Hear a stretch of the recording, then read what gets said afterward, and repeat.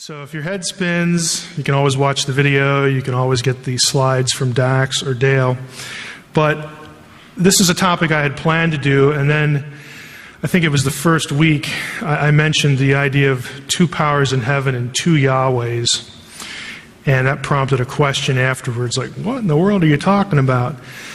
Well, this is the week for that. I want to go through this because this is fundamentally one of the more important things that we can learn about contextualizing Jesus against the Old Testament. And I also think it's one of the more important things that if you're familiar with, it has a strong apologetic value, a strong evangelistic value for Jewish seekers, Jewish friends that you might have, and Messianic Christians, and I think, frankly, just for us as well, because sometimes we get either caught with a question or maybe in our own mind we wonder, well, where in the world did they get this stuff? I mean, yes, again, we can appeal to Revelation, and I've mentioned this before. Well, God just told them that information.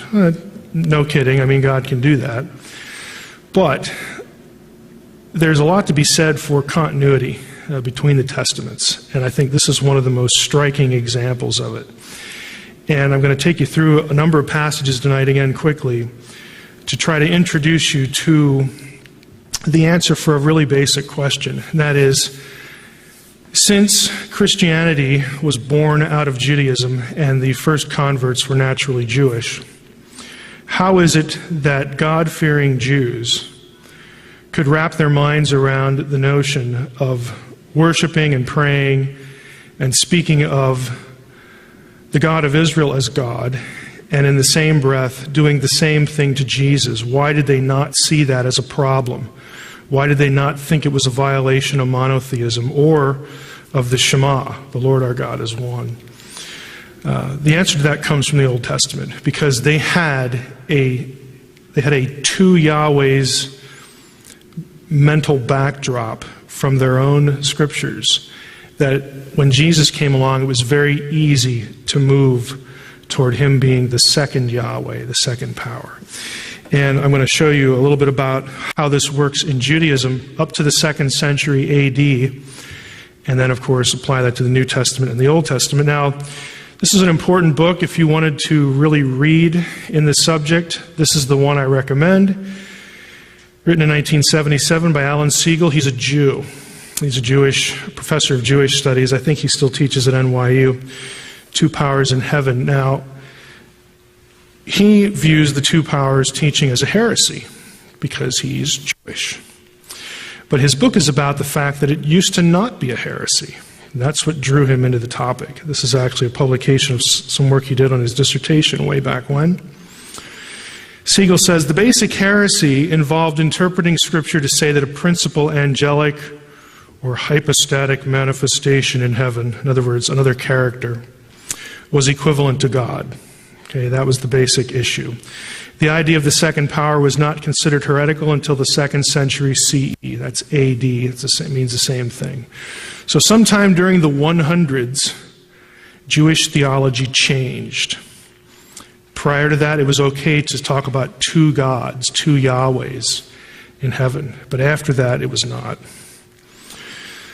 Other scholars have made similar observations, namely that the rabbinic polemic of late antiquity, again, their arguments against Christians against two powers in heaven, arose from rabbinic unease about much material in the Hebrew Bible which seemed too close to paganism for comfort. In other words, it seemed non-monotheistic. So the rabbis were a little uneasy about things in their own scriptures that seemed inconsistent. I'm not describing Zoroastrianism. I'm not talking about a good Yahweh and a bad Yahweh, good and evil. I'm not talking about that kind of dualism. I'm also not talking about Gnosticism, with the true God, the ethereal, non-personal God, and then the demiurge, the creator, the God of the Bible, which Gnostics view as evil. Okay, I'm not talking about that either. This is not good and evil. These are both good guys, okay, both positive, holy figures. A couple examples of texts that the rabbis talked about. Genesis 19:24. Take a quick look at that, and I will ask you what seems odd about the verse. Yahweh rained upon Sodom and Gomorrah sulfurous fire from Yahweh out of heaven. Well, what's odd is that Yahweh occurs twice.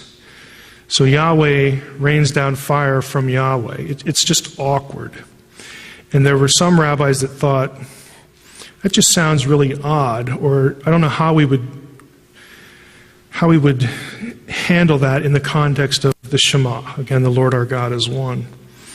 Amos 4:11, I have wrought destruction among you as when God destroyed Sodom and Gomorrah. Now wait a minute. The speaker at the end of the verse is Yahweh. And he's saying, I did this and this and this, just like when God did that. So like who's Yahweh referring to? He's referring to himself and then God. Like we have two figures. Okay? There they are. Isaiah 13, behold, I stir up the Medes against them. In Babylon, glory of kingdoms, proud splendor, the Chaldeans shall overcome, or shall become like Sodom and Gomorrah, overturned by God. There's the same thing. I stir up. Okay, then we have God like a third-person reference. And what's really unusual, if you go to Jeremiah, the parallel passage, it's very clear that Yahweh is the one doing this, and then there's this other reference to God along with the first-person language. There are actually a decent number of these in the Old Testament where God is speaking, then refers to God in the third person. It's just very odd, very awkward. Prior to the time of the rabbis, Rabbinic Judaism is something we sort of view as formulating, or as we think of it, forming after the New Testament era. It actually has roots that are older than that in some of the sects of Judaism, like the Pharisees and the Sadducees and things like that. So prior to what is properly the Rabbinic era, back into the New Testament era and into the Second Temple period, intertestamental period, there was a lot of speculation about who the second power was. Some thought it was Jacob. I'm going to run through these texts really quickly. This is the prayer of Joseph. It's a pseudepigraphical text. These are all Jewish, okay, and they're all intertestamental. So this is prior to Christianity. I, Jacob, who is speaking to you, am also Israel, an angel of God and a ruling spirit. So there Israel is called an angel. Jacob is like an angel now. I am he whom God called Israel, which means a man seeing God. The next section, I, Israel, the archangel of the power of the Lord and the chief captain of the sons of God.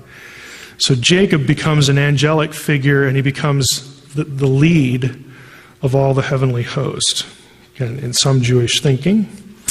Adam was sort of viewed this way by others. In 2nd Enoch, and on earth I assigned him, again God is speaking the writer speaking about Adam, first person language of God, and on earth I assigned him to be a second angel. Well, wait a minute, Adam, a second angel? Honored and great and glorious, and I assigned him to be a king, to reign on the earth and to have my wisdom. Which is an interesting phrase, considering week 2, when we talked about wisdom. Adam is also elevated higher than a principal angel in another text, Life of Adam and Eve. In this text, he's called, Satan is called to worship Adam, the image of God, testament of Abraham.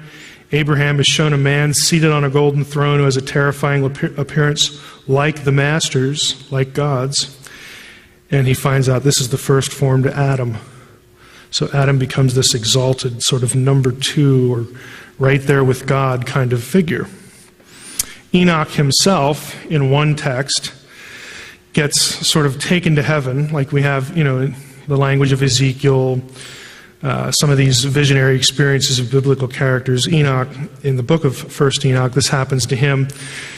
And he says, he falls on his face before the Lord of spirits. I saw countless angels, with them the Ancient of Days. Again, that's right out of Daniel. Then an angel came to me and greeted me and said to me, you son of man. Okay, right there, you can see there's something going on, because if you're familiar with Daniel 7, which we discussed a couple of weeks already, in Daniel 7 you have the Ancient of Days, who's the enthroned God, and then the Son of Man comes to him, something like a human being comes to the Ancient of Days, and under that human one is given the everlasting kingdom. Well, here in 1st Enoch becomes the Son of Man, which is, of course, a title that Jesus has in the New Testament. But this is before the New Testament. He says, you, Son of Man, who are born in righteousness, and so on and so forth. He says, Enoch, don't be frightened. Stand up, stand in front of my face forever. The Lord said to Michael, go and extract Enoch from his earthly clothing and get rid of that flesh stuff, and anoint him with my delightful oil and put him into clothes of my glory. And at the end, Enoch says, I looked at myself and I had become like one of his glorious ones. So even Enoch himself, in the book that bears his name, becomes this sort of exalted figure right there with the enthroned Yahweh. Moses, this is an interesting passage. On Sinai's peak, Moses, saw what seemed a throne. Those are familiar biblical passages. I made approach and stood before the throne. He handed over the scepter and bade me mount the throne and gave me the crown. Then he himself withdrew from off the throne. Now, if you have some Jewish thinkers and religious authorities in between the Testaments viewing Moses to this level, it makes it kind of interesting when Paul and Jesus and other New Testament writers are making a contrast between Jesus and Moses, between the gospel and the law. Again, you have this sort of friction that's just going to happen. But for some, Moses was like a second deity. Other people thought it was angels, not humans who become angels or humans that just get to sit on the throne. Some people thought it was Michael. Michael is called in Daniel the chief intercessor for Israel. And in the Testament of Dan, another pseudepigraphical book, now fear the Lord, my children, be on guard against Satan and his spirits. Draw near to God and to the angel who intercedes for you, because he is the mediator between God and men. Sounds a lot like 1 Timothy, doesn't it? Okay, but in this case, that mediator is Michael. As a little bit of a rabbit trail, one of the traditions in Seventh-day Adventism is to identify Michael with Jesus. And it's because of, maybe passages like this. I don't know how much awareness there is of it, but there's a whole body of tradition that creates and argues for and articulates similarities between Jesus and Michael, and it's because of this number 2 position. Yahoel is an angel that gets a name in pseudepigraphical literature. You'll notice the name Yah, it's short for Yahweh, that actually occurs in the Old Testament. El, of course, another name for God. So we have an angel that bears 2 divine names. And Abraham is commanded to worship God in one text. And here, Yahoel appears to be the God of Israel, because look at all these titles: Eternal One, Mighty One, Holy El, God, Autocrat. You get to the verse 13, El, Yah-El. Okay. But you have other passages that sort of muddy those waters. The same figure appears in life of Adam and Eve. They, the angels, came to God and said, Yah-El, eternal King, command that fragrant incenses from paradise be given to Adam. Here, Yah-El or Yahoel looks like the God of Israel. But here, in a third passage, they're distinguished. I heard the voice of the Holy One speaking. Okay, now this is God speaking. Go, Yah-El, of the same name, through the mediation of my ineffable name. So God is commanding Yahoel to do something. So they're different characters now, even though Yahoel has all those attributions, all those epithets of deity, of the God of Israel. Lo, I am sent to you to strengthen you and to bless you. The last line in bold there, I am Yah-El, and with me Michael blesses you forever. Isn't that interesting? Michael's distinguished. So in heaven, according to this writer, you've got God, this Yahoel guy, and Michael. The 3 of them are distinguished. But one of them is described in the same terms that you would reserve for the God of Israel. So you have the God of Israel and then like another one, or what? And what's going on here? That's the point. There's a lot of confusion. To us it's confusion, and to them I'm sure they wrestled with it. But there's a lot of effort being put in to identifying who is actually at the top in heaven, and yet they're Jews. You would think, well, that shouldn't even be a question. But it was. Philo, another Jewish writer, He wrote a lot in Greek, and he uses the word logos, which of course later on in the New Testament gets attributed to Jesus. Philo says of the logos, God sustained the universe to rest firm and sure upon the mighty logos who is my viceroy. So the logos here is God's vizier, God's vice-regent, his co-ruler, sort of description. The logos is, quote, that power of his, that power of God's by which he made and ordered all things.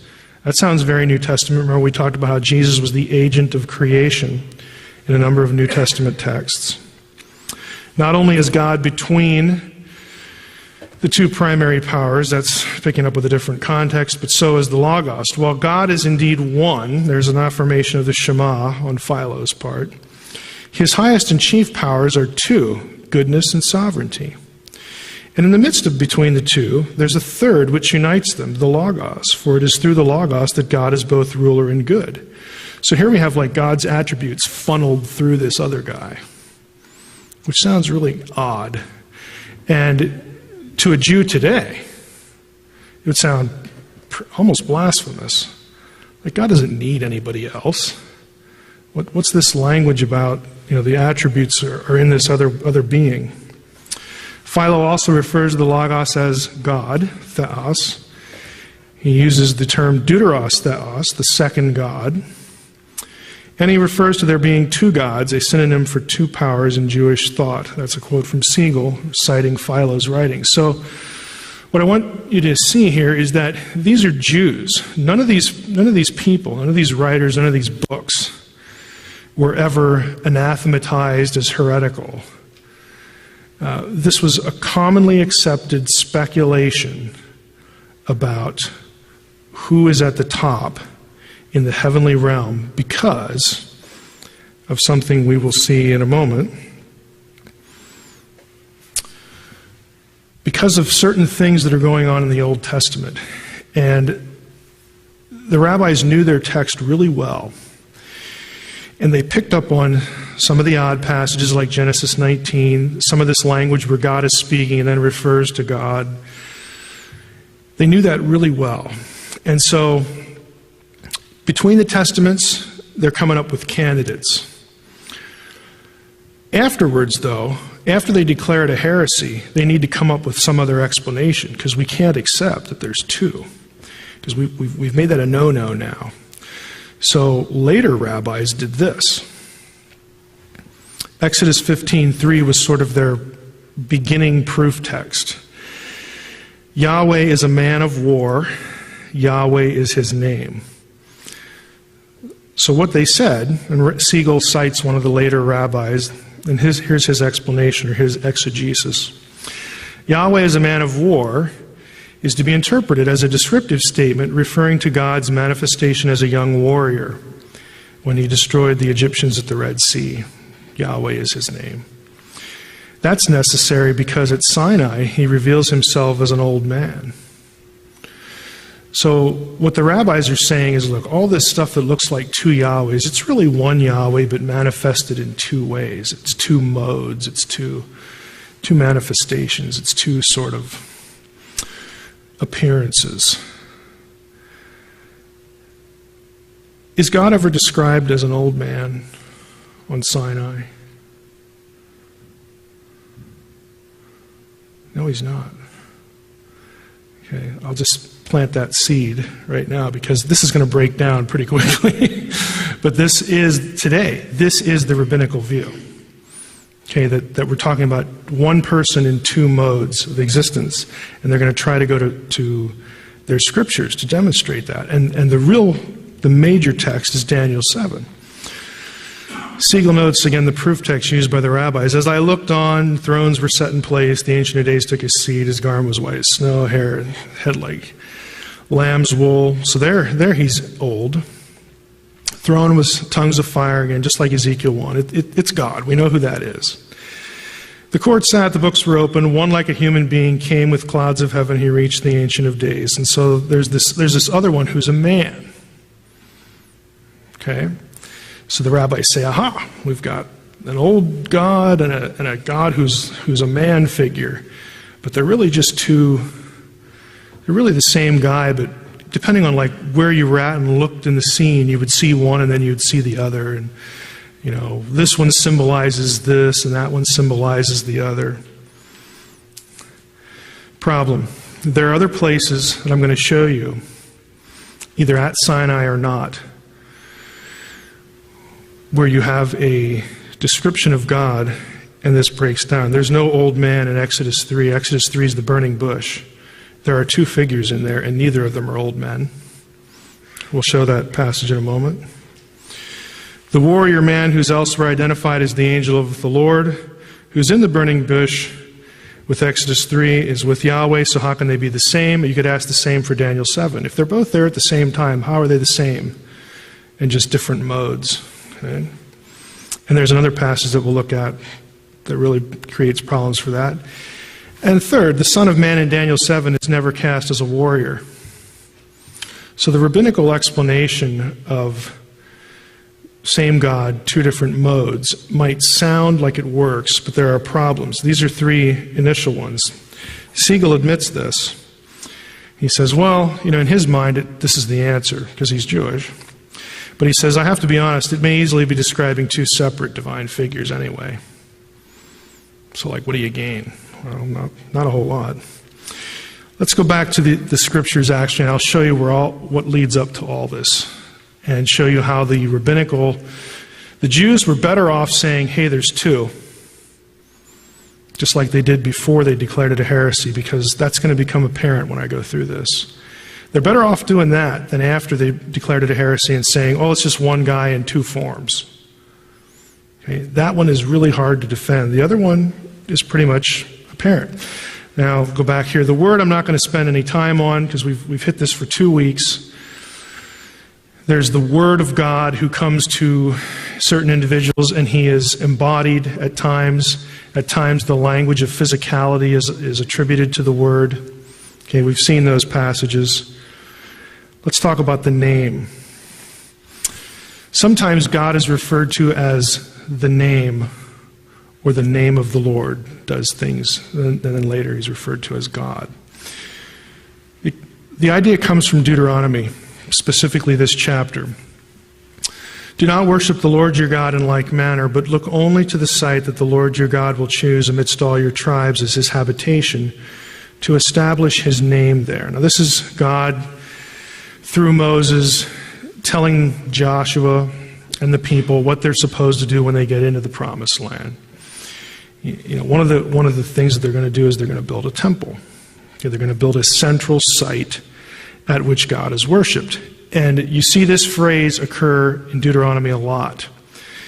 The temple is referred to as the place where the Lord thy God shall choose to set his name. Now, we know from descriptions of the temple that the idea wasn't, well, when you build a thing, then you take some sharp object and scratch, you know, the 4 consonants in the door, or something like that. It was never commanded, it was never done. It's language that says, this is where I'm going to decide to live, okay?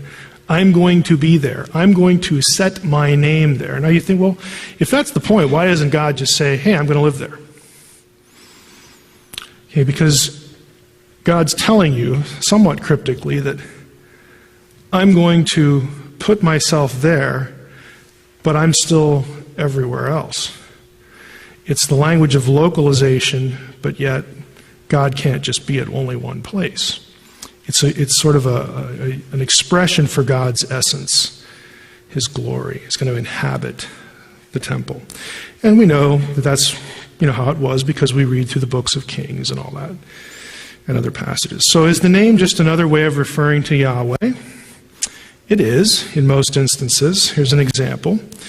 May the Lord answer you in the day of trouble. May the name of the God of Jacob protect you. Okay, now, names aren't alive. They're not persons. They're not entities. They can't do anything. Okay, but the God of Israel is a person who's active and powerful. And so the idea isn't that somehow, 4 letters are going to come to your assistance. Rather, the being that those 4 letters represent. Okay, that's who you're trusting in. So it's another way of referring to God himself. Some trust in chariots, some in horses, but we trust in the name of the Lord our God. Pretty straightforward. It gets a little strange, though, as this gets articulated. 2 Samuel, most English translations really cheat on this one. David again gathered all the chosen men of Israel. This is when they're moving the ark. David arose and went to all the people who were with him from Baal Judah to bring up from there the ark of God, which is called the Name.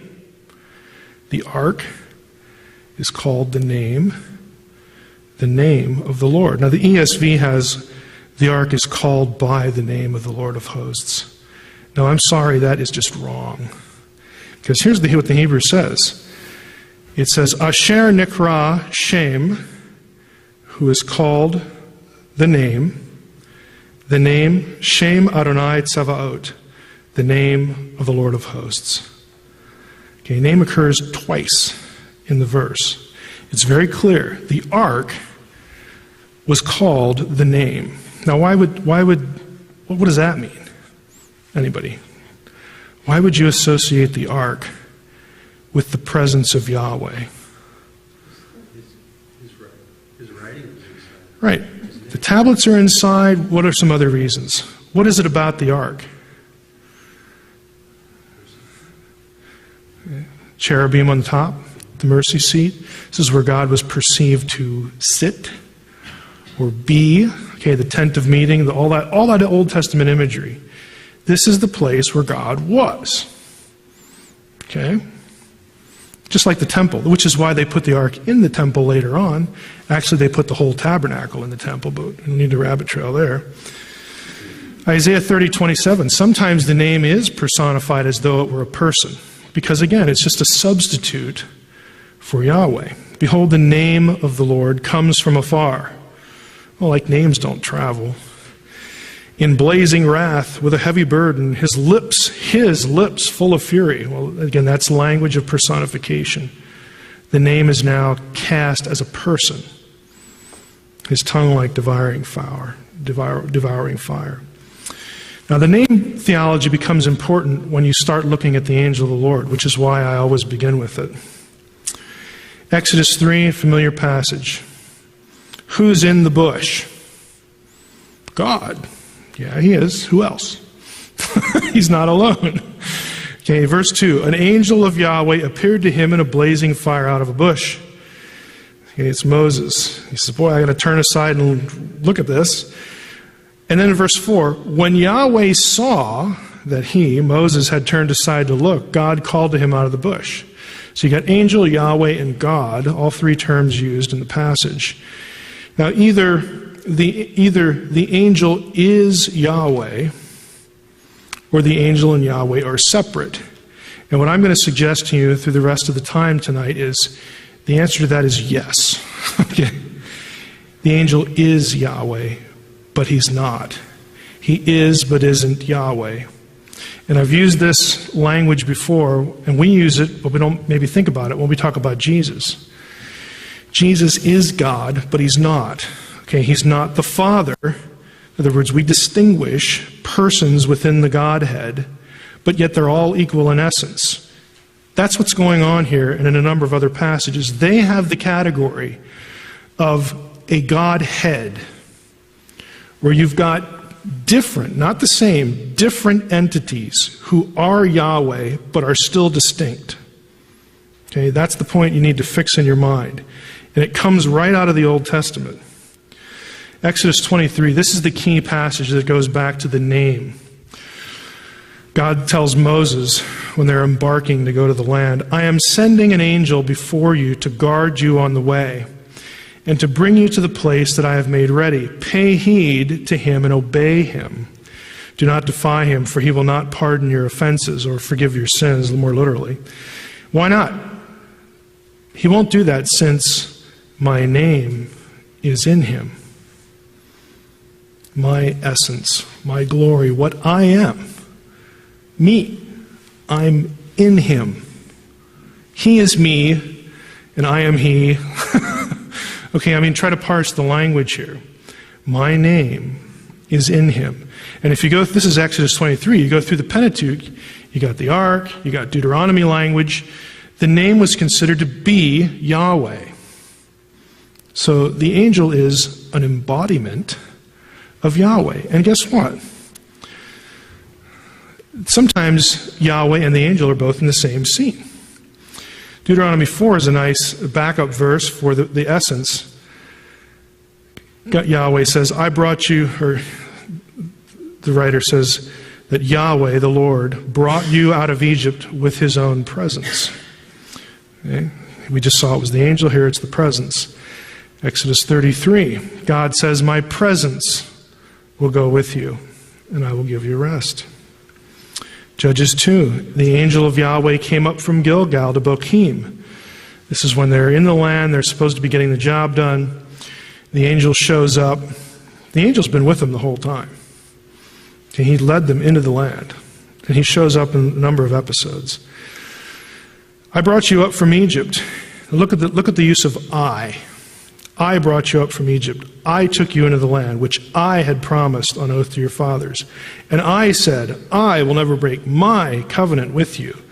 And you, for your part, must make no covenant with the inhabitants in the land. But you have not obeyed me. Look what you've done. And then he basically says, I'm out of here. You're not going to obey? Bye. That's why they call the name of the place Bochim, because they sat there and cried, because the angel's gone. Isaiah 63, again, we have the angel. Who led the children of Israel out of Egypt into the land? Was it Yahweh or was it the angel? And the answer is yes. Okay. Isaiah 63, in their affliction he was afflicted, the angel of his presence saved them. Now, back to the scene at the Red Sea. Yahweh went before them by day in a pillar of cloud to lead them along the way. Again, very familiar passage. So Yahweh's in the cloud. Then the angel of God, who was going before the host, so he's out in front, moved and went behind them, and the pillar of cloud moved from before them and stood behind them as well. They're both, again, they're both at the same scene doing things. Joshua 5. This is the captain of the Lord's host passage. Once when Joshua was near Jericho, he looked up and saw a man standing before him with a drawn sword in his hand. Joshua went up to him and asked, are you one of us or for our enemies? He replied, no, I'm captain of Yahweh's host. Now I have come. Joshua, of course, goes prostrate. What does my Lord command his servant? The captain of the Lord's host answered Joshua, remove your sandals from off your feet, for the place on which you stand is holy. Where have we heard that before? Burning bush. Not only that, and the angel was at the bush. Okay. Not only that, but the reason I have this in Hebrew is this phrase of 3 words. V'karbo shalofah beyado. And his sword drawn in his hand is used 2 other places in the Old Testament. They are in the Chronicles account of David taking the census. There's a parallel account there, and they're both used explicitly. The person described with the sword drawn in his hand is the angel of the Lord. It's the only 2 places where it occurs, other than this one. So, again, the writers are not, this doesn't happen by accident. They're telegraphing something to you. Judges 6, the angel of Yahweh, this is one of my favorite passages on this because it's just unusual. The angel of Yahweh came and sat under the terebinth at Ophrah. Terebinth is a tree, so fix in your mind, who's sitting under the tree? The angel, okay? He has a conversation with Gideon. The angel of Yahweh appeared to him and said, Yahweh's with you. So the angel's speaking of Yahweh as a different person. Gideon says, well, yeah, boy, if he's with me, why is all this bad stuff happening? You go to verse 13. Why has all this stuff befallen us? Yahweh turned to him. Well, where did he come from? How did he get there? I thought it was the angel. Well, it was. Now it's Yahweh. Yeah. Right. Yahweh turned to him and said, go in this might of yours and save Israel from the hand of Midian. Aren't I sending you? And then, of course, he has this conversation. Verse 16, Yahweh says to him something else. Yahweh speaks to him again, I'll be with you. And he, Gideon, said to him, now we don't know who the him is, because we got two characters. So that's why I have angel and Yahweh with a question mark. Who's he talking to? We're not really clear. If now I have found favor in your eyes, show me a sign that it is you who speaks with me. Please do not depart from here until I come to you and bring out my present and set it before you. And he, whoever he is, said, I will stay until you return. So Gideon went to his house, prepared a young goat, cakes. He brought them to him. There's the him. Where? Under the terebinth. Now, is it right for anyone else but Yahweh to accept an offering or a sacrifice? No, it is not. But you can see what happens. It's the angel who accepts the sacrifice. But now, wait a minute. Wasn't Yahweh always also there? Well, yeah, he was. Is there a problem? No. The writer didn't see any problem. The angel of Yahweh reached out the tip of his staff that was in his hand, touched the meat, the unleavened cakes. Fire sprang up from the rock, consumes it. And the angel of Yahweh vanished from his sight. Okay, my job's over. Bye. See you later. Gideon perceived that he was the angel of Yahweh. That's a brilliant insight there. Gideon said, Alas, O Lord God, for now I have seen the angel of the Lord face to face. But Yahweh said, Yahweh's still there. So this is the passage that I would take a Jewish friend and saying, look, you can't have it both ways. Yahweh wants two modes or two forms, and you got them coming and going here. You got two different characters. What's the point? And at this point we could launch into how this is similar, how this bears similarity to other ancient Near Eastern ways of describing deity. It's just a necessary thing to speak of deity as embodied on occasion, because we have to be able to detect deity with our own senses, and so that just gets built in. But the issue here is that you have both things happening at the same time, and they're clearly separate characters, and sometimes they're so closely identified you can't tell them apart. And they're even more than that. The same descriptions are used of both. And there's no blasphemy going on here. This is normal discourse for Israelite religion, Israelite theology in the Old Testament. These are not non-canonical books. This is the Torah. This is the Tanakh. It is what it is. Genesis 31, the angel of God comes to Jacob, comes to him in a dream. Jacob says, Here I am. And in verse 13, the angel says, I am the God of Bethel. I mean, how much clearer can it be? He didn't say, hey, the God of Bethel has a message for you, or like, I was there with him. He says, I am the God of Bethel. Jacob had an episode back there at Bethel earlier in his life where he made a pillar and made a vow. Genesis 48, this is when Jacob is blessing his sons. He stretched out, his sons of Joseph, he stretched out his right hand, laid it on Ephraim's head, and then he crosses his hands with Manasseh. And here's his blessing. Here's the point. Jacob says, the God, and in Hebrew it's Ha Elohim, the God in whose ways my fathers Abraham and Isaac walked, the God who has been my shepherd from my birth to this day, the angel who has redeemed me from all harm. No incongruity in Jacob's mind. And the kicker is, may he bless these boys. The verb is singular. You can't tell them apart. And the writer doesn't want you to tell them apart, because if he did, he would have used a plural. He would have said, may they bless these boys. But he doesn't. He says, may he. Which one? God or the angel? The answer is yes. Okay? The cloud rider. He who rides the clouds. Now, Baal, this is a title of Baal.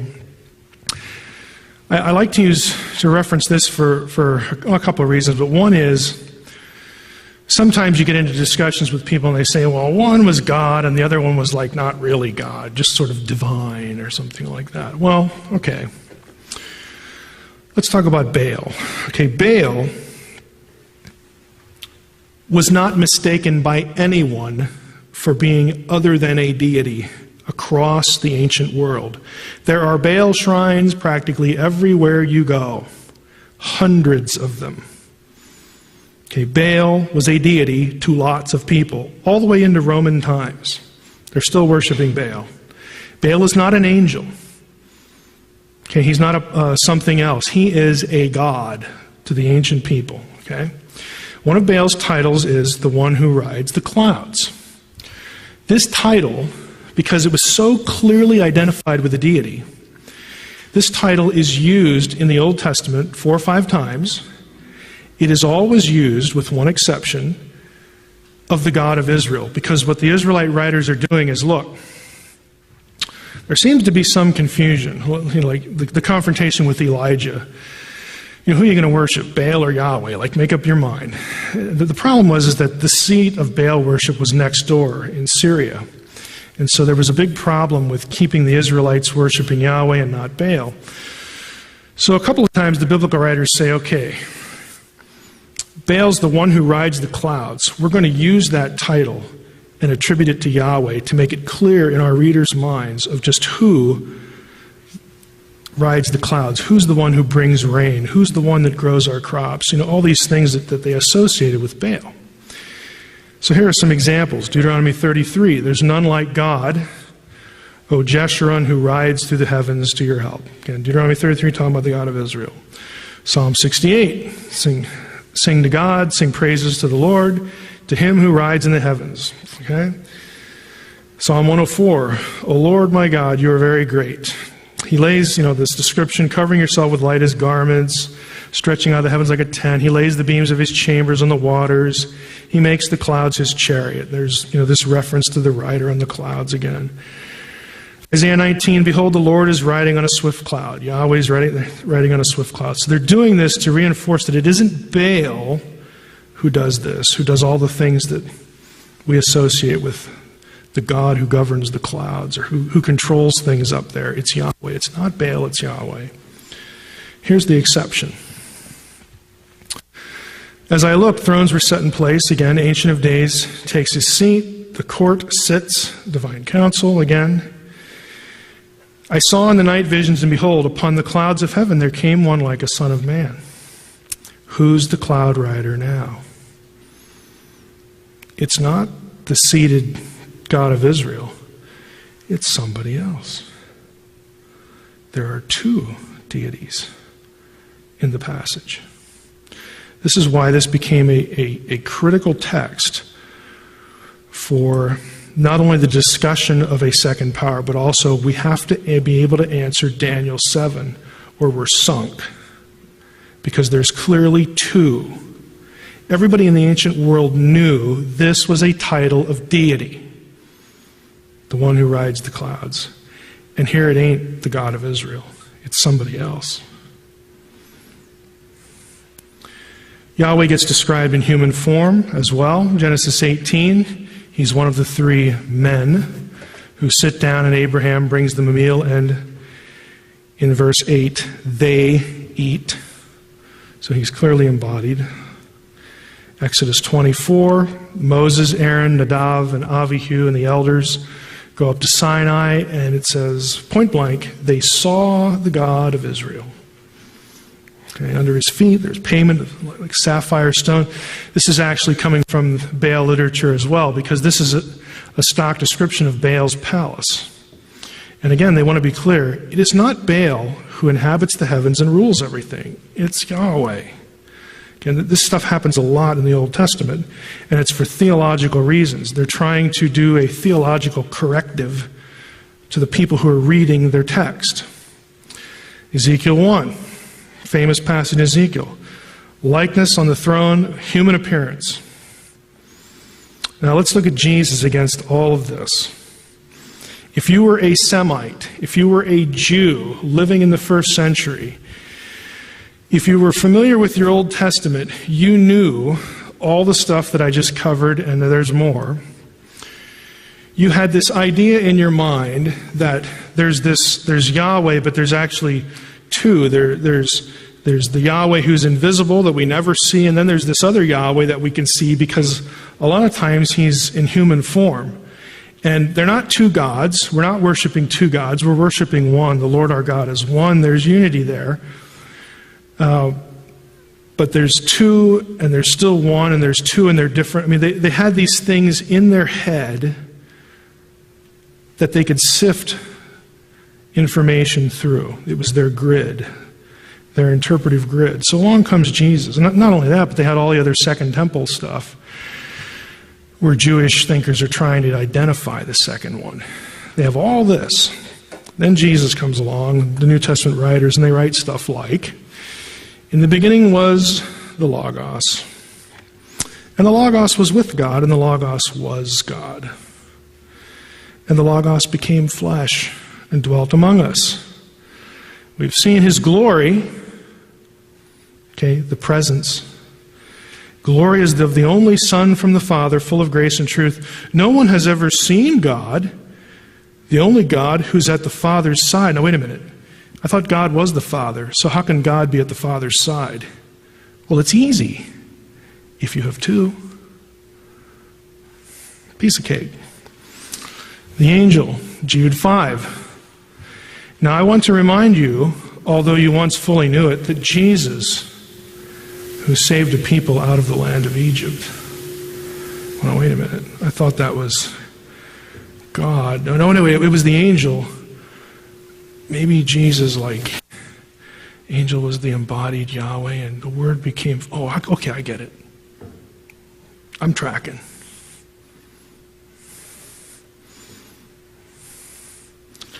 John 17, the name. I want you to think about what Jesus is praying here. I have manifested your name to the people whom you gave me out of the world. What? The Jews didn't know the name of God before Jesus got there? Hello? What do you mean they didn't know the name of God? They had the Torah. In Exodus chapter 3, God tells you what his name is. I am that I am. Yahweh's used 3,000 times in the thing. Jesus is not praying that, hey, when I came here, it was really an important part of my job to tell you God's name. How could they not have known that? That isn't the point. I have manifested your name. I have made known your presence to the people whom you gave me out of the world. Yours they were, and you gave them to me. They have kept your word. While I was with them, I kept them in or by your name. So when we got in trouble, I just said, Yahweh. Remember, that's God's name. You didn't know that before I got here. That's not what he's saying at all. He's saying, I kept them through your power, through who you are, through what you are. Because I and the Father are one. I made known to them your name. And I will continue to make it known. This is just another way of Jesus saying that you have never seen the Father unless you've seen me. You've never known the Father unless you've known me.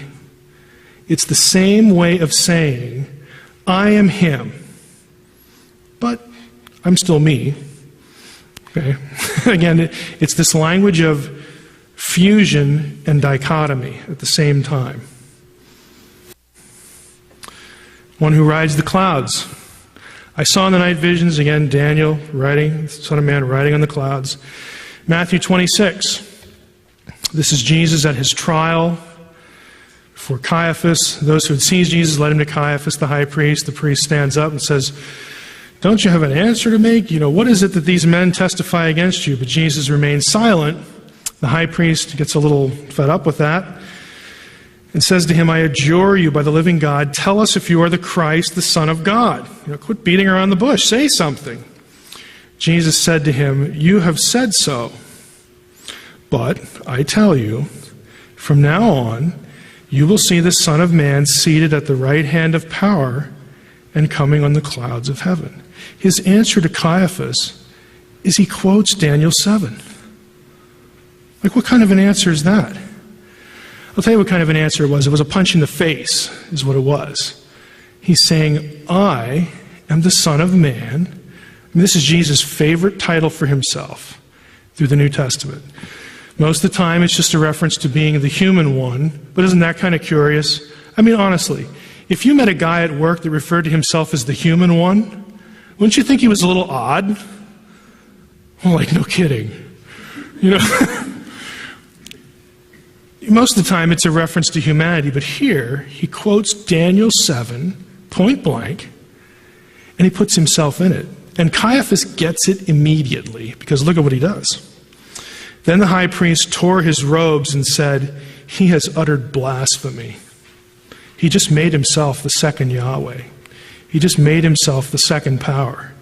What further witnesses do we need? You have now heard his blasphemy. Caiaphas isn't saying, oh, we got to get rid of this guy because he called himself human. What? No, we got to get rid of this guy because he just called himself the second Yahweh. He's claiming to be God. I mean, it's easy to see when you have the backdrop that the first century Christians did. Now, what I'm not claiming is I'm not saying that in the Old Testament you have a full-blown, full-orbed Christology, Trinitarian Christology like we think of. There are hints of Trinity in the Old Testament. It's easy to show two. There are hints of three. All I'm saying is that the Jews, the Jewish people, it was part of Judaism to have a Godhead. It comes right out of the Old Testament, right out of Israelite religion. And when Jesus comes along, we need to view him, and they did view him against the backdrop of the Old Testament. When Jesus starts going around saying some of the things he's saying, some of it falls, on deaf ears on our end, not because we don't care, but because we just lack the connections. But when they heard him say things like, calling himself the Son of Man, and this or that quotation, they knew exactly what he was saying. And some of them believed it, and others didn't. Some of them were really offended. The problem was not the two powers teaching. The two powers teaching was part of Judaism. What made it indigestible is that this candidate for the second power, according to the New Testament writers, was not some dead guy from the Bible, from the Old Testament. The guy lived thousands of years ago. Well, yeah, he sounds like a good candidate. Wonderful. Whatever. Instead, this was a guy who was alive now and who was doing things that were pretty spectacular. And not only that, but he was running against the grain of the religious authorities of his time, in his tradition. And he's claiming to be the one that they've been speculating about for centuries. That was a little hard to take. The other problem was, to be that person, he had to have been born, you had to have Yahweh born of a woman. In other words, he had to be human with all of the frailties associated with it, with all of the somewhat distasteful things associated with it. Jesus had to be potty trained. Jesus puked up his lunch from time to time. Okay, I mean, he just did the things kids do because why? He was human. We know he could bleed. We know he could die. He was human. He wasn't like mostly human. It's not Princess Bride theology. Okay, he was human, all right? He's whole. And that really bothered people. But how could God stoop to that? I'll throw in a third thing. The other problem was the crucifixion. Because if you're trying to convince a Jewish audience of this after the crucifixion, they have to say, in order for them to look at you and say, I believe it, I think you're right, they would have to get over the hump of acknowledging that, we just killed him. Boy, that was a big mistake. That sure looks like a boo-boo now. And Peter is real quick in Acts chapter 2 to confront them with just that. But he's also just as quick to say, well, this was part of God's plan. You didn't realize it, but you're still accountable. You did it. And you had to get over that hump. And that was a little too much for a lot of Jews to accept. But many Jews did. Many Jews could look at Jesus and say, this is entirely consistent with what we see in the Torah, with what we see in the Tanakh. It's not a big leap. We're willing to take that leap that it was this one and not these other ones.